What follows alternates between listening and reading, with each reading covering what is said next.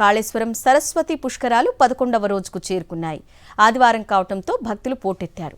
తెలుగు రాష్ట్రాలతో పాటు మహారాష్ట్ర, ఛత్తీస్గఢ్ నుంచి భక్తులు భారీ సంఖ్యలో తరలివచ్చారు. త్రివేణి సంగమంలో పుణ్యస్నానాలు ఆచరించి మొక్కులు చెల్లించుకున్నారు. కాళేశ్వర ముక్తీశ్వర స్వామిని దర్శించుకునేందుకు క్యూలైన్లలో బారులు తీరారు.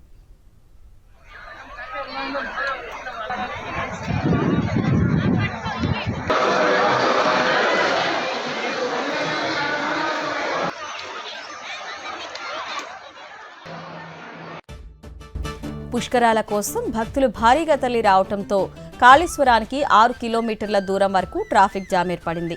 కాళేశ్వరం సమీపంలోని అంతర్రాష్ట్ర వంతెనపై ఆగి ఉన్న కారును మరో కారు ఢీకొట్టింది. ఆ తర్వాత వరుసగా 4 వాహనాలు ఒకదాన్నొకటి ఢీకొన్నాయి. దీంతో పలువురికి స్వల్ప గాయాలయ్యాయి.